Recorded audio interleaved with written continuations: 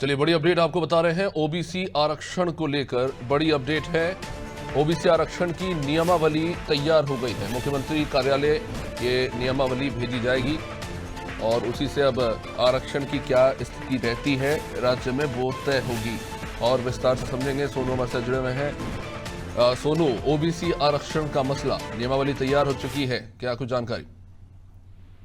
देखिए, कुछ समय पहले उत्तराखंड सरकार ने ओबीसी का आरक्षण करने के लिए एकल सदस्य समर्पित आयोग का गठन किया था और इस आयोग ने अपनी रिपोर्ट तैयार की। रिपोर्ट तैयार करने के साथ साथ एक नियमावली जो है वो भी तैयार की गई। अब नियमावली तैयार हो गई है, अनुमोदन के लिए मुख्यमंत्री को भेजी गई है। मुख्यमंत्री के अनुमोदन के बाद इस नियमावली के तहत ही जो ओबीसी के आरक्षण की जो व्यवस्था है वो निकायों में लागू हो जाएगी। और उसके बाद चूंकि आने वाले समय में उत्तराखंड में निकाय के चुनाव भी होने हैं, लिहाजा उसमें जब तक निकाय के चुनाव की अधिसूचना जारी होगी उससे पहले ही विभागीय स्तर पर जो कसरत की जा रही है उसके तहत मुख्यमंत्री का अनुमोदन मिलने के बाद इसको लागू किया जाएगा और ये तय किया जाएगा कि आखिर किस निकाय में किसकी सीट जो है वो आरक्षित होगी।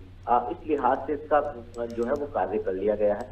अब मुख्यमंत्री के अनुमोदन के बाद ये जगह आने वाले समय में हम देखेंगे अभिषेक कि उत्तराखंड में निकाय के जब चुनाव होंगे तो जो ओबीसी की व्यवस्था है, निकाय की सीटों की बात कर रहे हैं, तो उस पर इस नियमावली को और जो आयोग ने रिपोर्ट तैयार की है उसको उसी के तहत इस पर इन नियमों को लागू कराया जाएगा, इनका अनुपालन कराया जाएगा। निश्चित रूप से ओबीसी आरक्षण का बड़ा मसला है और इसको लेकर लगातार जो है बयानबाजियां होती रही, लेकिन अब जमीन पर काम भी हुआ है, नियमावली तैयार हो चुकी है। अब देखना होगा कि अनुमोदन के बाद क्या स्थिति निकलकर सामने आती है। प्रशासनिक स्तर पर तो काम पूरा हो चुका है, अब इसे भेजा जाएगा अनुमोदन के लिए।